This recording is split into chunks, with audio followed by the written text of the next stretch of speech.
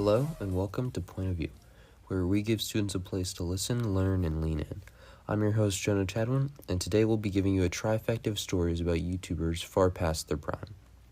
YouTube is an aspect of the modern cultural era that we are all acquainted with. Whether you only use it to look at videos when you get ungodly levels of boredom, or watch it daily, next to nobody in our generation can say they never watch YouTube. With such a massive platform, skyrocketing millions of careers, and putting thousands of people on the map for many, with this obviously comes drama. Many YouTubers who were once the peak of their little niches of the website are now nothing more than husks of their previous channels, and with these failures come fascinating stories. In this episode, let me fill you in on the drama of YouTubers long past their heydays. Reaction Time, real name Tal Fishman, was a popular YouTuber who reached his peak in views during 2017 and 2018, well before the pandemic and TikTok era that followed. Tal gained fame after his channel Reaction Time blew up, where he would post comedic videos such as reaction videos, skits, sketches, funny Q&A videos, and vlogs. Throughout the 7 years he was on YouTube, Tal amassed over 14 million dedicated subscribers, and his channel has over 4 billion views. All was looking good for Tal. He was one of the most popular up-and-coming YouTubers, and his channel was growing at a rapid rate, but over time his popularity began to wane. Many factors contributed to his fall from grace, with one reason being his failure to evolve his content and keep up with the changing preferences of his audience. Reaction Time continued to create the same type of content and thumbnails, which became repetitive and monotonous, and he lost a significant portion of his subscribers because of this. The growth of other reaction channels also brought down views for his own channel, and the eventual burnout that followed led to many reaction channels' viewership becoming stagnant. Another factor that contributed to Reaction Time's downfall was the emergence of newer, more innovative creators who offered exciting and fresh content. This lack of innovation caused other reaction channels such as React and Infinite to slightly fall off as well. These new creators captured the attention of Reaction Time's audience and attracted them away from his channel. Many of these creators also promoted themselves on various social media platforms, something that Reaction Time failed to do. Moreover, he was also hit with a wave of controversies which damaged his reputation even further. He was accused of plagiarism, which led to a massive backlash from the YouTube community and many of his followers turning against him. As a result of these issues, Reaction Time's viewership and subscriber count continued to decline. He attempted to diversify his channel into other areas such as vlogging and gaming, but this was not enough to save his channel.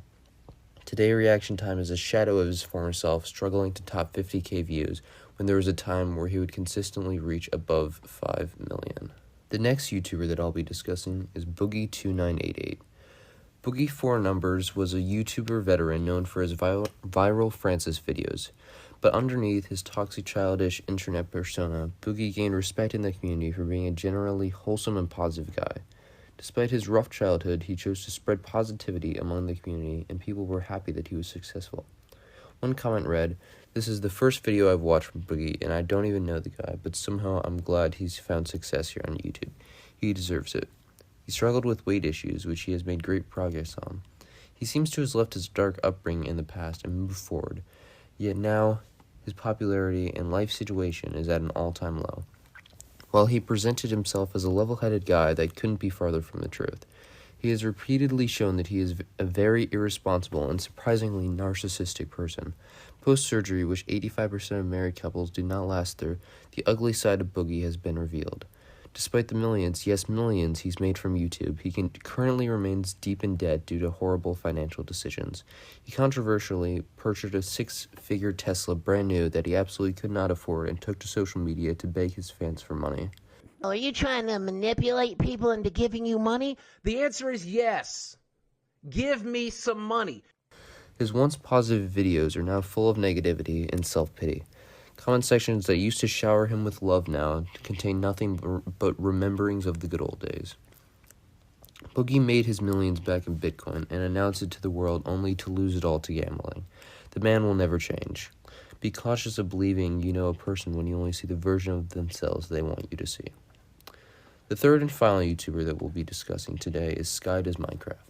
The next story is the heaviest of the trio, so if content including mentions of domestic abuse upsets you, this may trigger you.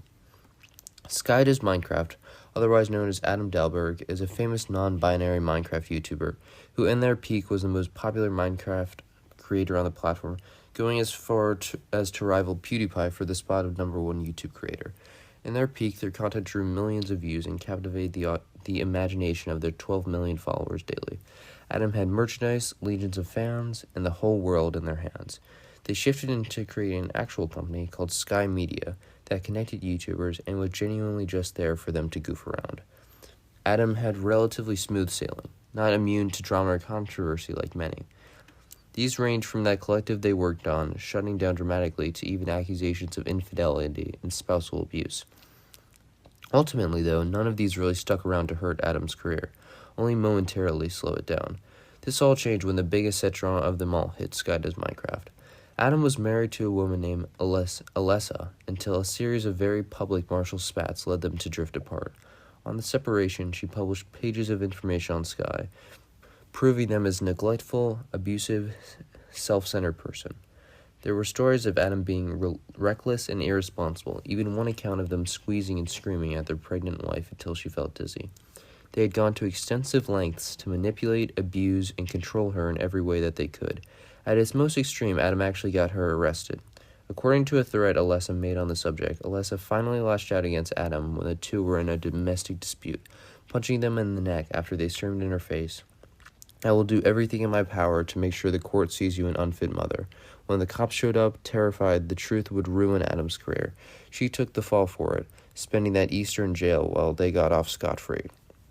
After the public was presented with all these massive things, public perception obviously shifted towards Adam, yet still somehow they remained in the limelight, due to their fans' devotion to their creator and Adam themselves actively fighting against the accusations. Then once more, another accusation of abuse hit them. This one was from the wife that came after Alessa, named Liz. Where Alessa's allegation only gave people the slightest view into the twisted brain of Adam, Liz let it all loose. Liz accused Adam of once more being an awful and self-destructive person. Liz leveled accusation after accusation at the non-binary content creator. She said that Adam had sexually assaulted multiple women and given them hush money to not say anything, sent photos of their genitalia to minors, that they were abusing drugs and alcohol, and acted genuinely manic and deeply concerning, babbling nonsense and being deeply emotional volatile. Adam would get worse and worse over time, too, to the point where they were threatening suicide and screaming about how they wanted to kill their roommate. Liz's story is genuinely horrifying, and the content gets far too dark to cover in this podcast, but if you're interested in this story, I deeply suggest you read the account yourself. The atrocities that Adam committed to this poor woman make them a genuinely unredeemable monster. The account of their ex-wife came with piles upon piles of receipts, all of it painting one damning picture of Adam. If this wasn't all bad enough, this testimony prompted even more accounts to come out about them from their previous friends and coworkers that all corroborated this self-serving, manipulative, abusive reality of the Minecraft YouTuber. We don't have nearly enough time to cover each of them individually, but rest assured they were enough to completely change the tides of their career. Adam was finally revealed to be manic, mentally unstable, and unfit to have the platform they had. Their career took a massive dent, cutting them down from a high-level Minecraft creator that many aspired to be like to a villain of the YouTube community. Adam tried to act like everything was normal on their YouTube channel, uploading the same weekly Minecraft videos while everything was crumbling around him. Their views plummeted, and it led them to upload less and less, motivation dwindling as they lost the ability to draw views like they once could. Before seemingly abandoning their channel, likely for the better, only the skeleton of their old YouTube channel remaining, a shell of the titan that once ruled the platform. That's about it for the story of Sky Does Minecraft that I can give to you today, but if this piqued your interest, I highly recommend doing further research on the topic, because there are many tangents to the story omitted for the sake of brevity. There are stories upon stories just like these, of YouTubers sacrificing their career by being stupid, selfish, or deplorable, and there are video upon video you can access if this kind of stuff interests you. This concludes our trio of stories. Thank you so much for listening. For a transcript of this episode, head to the Point of View tab on our website, nhsmessenger.org, and follow us on Instagram, Twitter, and Facebook at NHS Point of View for updates and new episodes. I'm your host, Jonah Chadwin, and this has been Point of View.